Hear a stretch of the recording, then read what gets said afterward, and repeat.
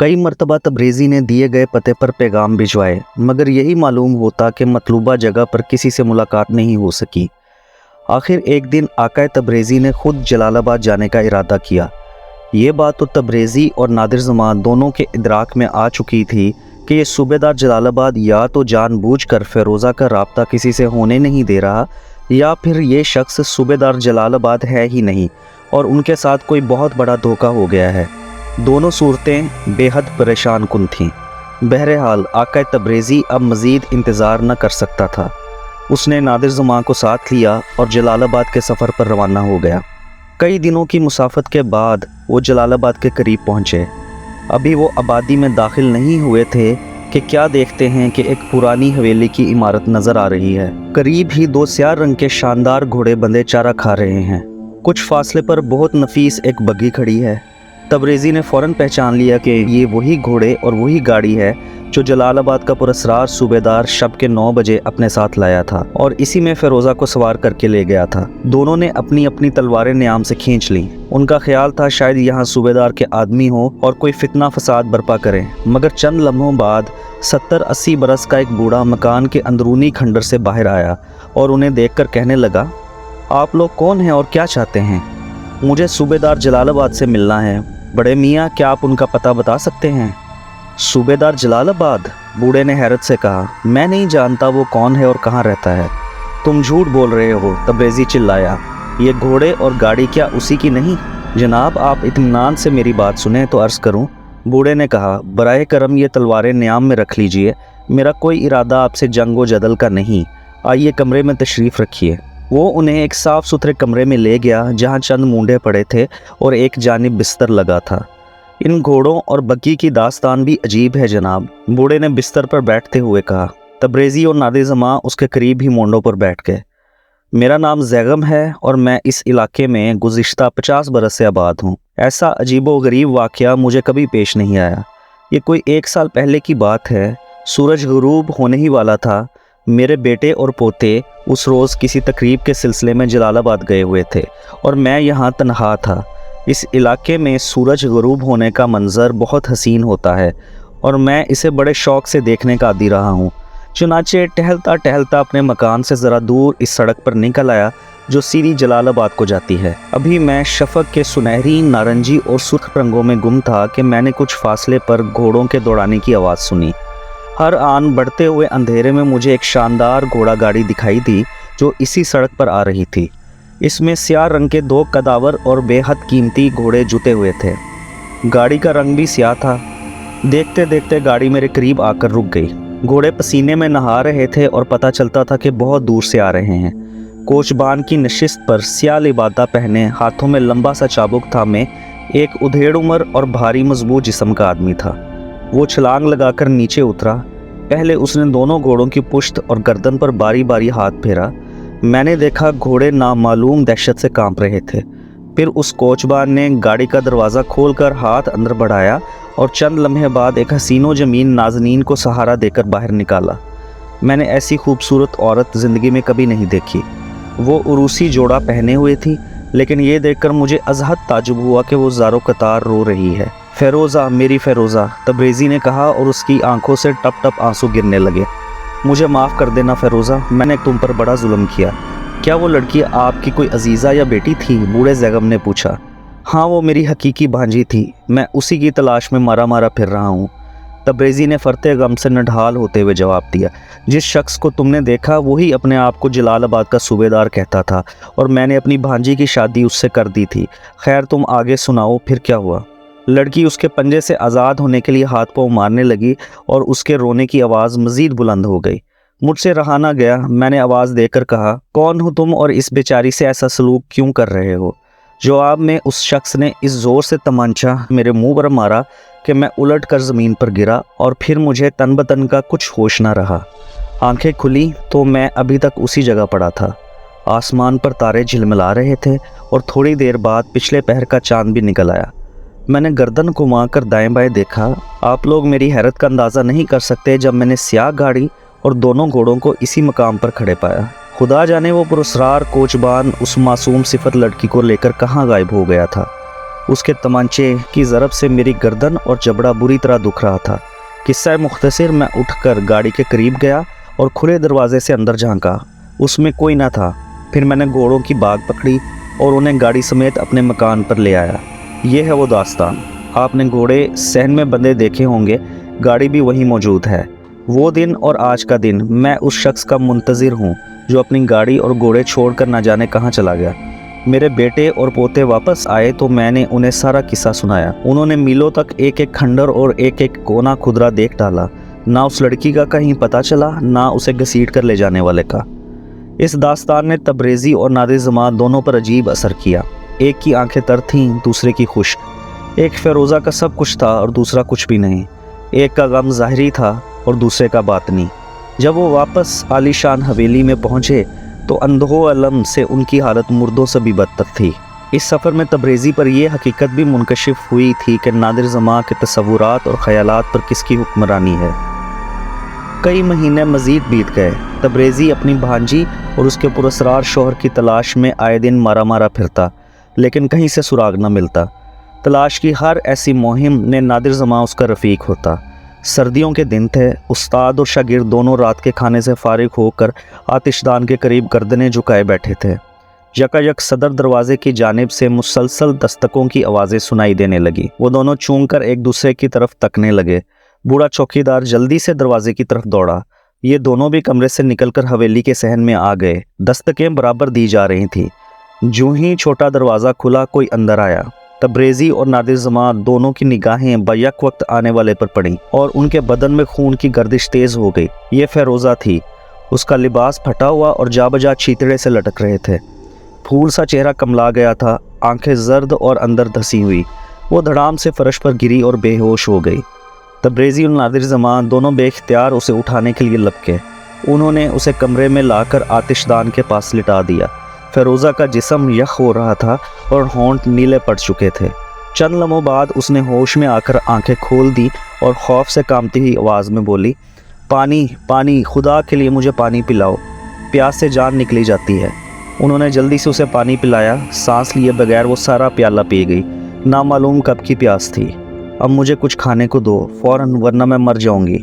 نعمت خانے سے اسی وقت بھنے ہوئے گوشت کا ایک بڑا سا ٹکڑا لایا گیا۔ نادر جماعت نے اسے چھری سے کاٹ کر فیروزہ کو کھلانا چاہا، لیکن اس میں صبر کی اتنی بھی تاب نہ تھی۔ اس نے نوجوان کے ہاتھ سے جھپٹ کر گوشت کا ٹکڑا چھین لیا اور دانتوں سے کاٹ کاٹ کر چبائے بغیر نگلنے لگی۔ پھر وہ اپنے حواس میں آئی اور اس نے پہلی بار اپنے ماموں تبریزی اور اپنے محبوب نادر جماعت کو پہچانا۔ پھر شرم سے چہرہ ہاتھوں میں ڈھانپ کر رونے لگی۔ فیروزہ بیٹی، یہ کیا حال ہے اور وہ تمہارا شوہر کہاں ہے؟ تبریزی نے پوچھا۔ وہ ماموں جان، خدا کے لیے اس کا ذکر نہ کیجیے، فیروزہ نے تھر تھر کانپتے ہوئے کہا۔ میں بڑی مشکل سے اپنی جان بچا کر آئی ہوں۔ وہ تو نہ جانے کون ہے، اس وقت وہ کہاں ہے؟ تبریزی نے پوچھا۔ میں اسے اس کی سنگ دلی کا مزہ چکھا دوں گا۔ ماموں جان، دیر نہ کیجیے، جلد کسی کو بھیجیے، یہاں شہر میں کوئی اچھا سا عامل ضرور ہوگا، اسے بلوا لیجیے، ورنہ وہ مجھے کبھی نہیں چھوڑے گا، وہ لازماً یہاں آئے گا۔ عامل کا یہاں کیا کام فیروزہ بیٹی؟ میں اس بدماش سے نپٹنے کے لیے اکیلا ہی بہت ہوں۔ اگر وہ زیادہ تیزی دکھائے گا تو شہنشاہ سے کہہ کر اسے سزا دلوا دوں گا۔ ہائے ماموں جان، آپ سمجھتے کیوں نہیں؟ وہ گوشت پوش کا آدمی نہیں، ایک شریر جن ہے جس نے انسانی قلب میں آ کر یہ شیطانی چکر چلا رکھا ہے۔ جلد کسی عامل کو طلب فرمائیے، اور ہاں، مجھے ایک لمحے کے لیے بھی اکیلا نہ چھوڑا جائے، یہ سختی سے ہدایت کرتی ہوں۔ اگر آپ نے مجھے تنہا چھوڑ دیا تو وہ مجھے پھر پکڑ کر لے جائے گا۔ تبریزی اور نادر جماعت حیرت سے فیروزہ کی اکھڑے اکھڑے اور بے معنی جملے سن رہے تھے۔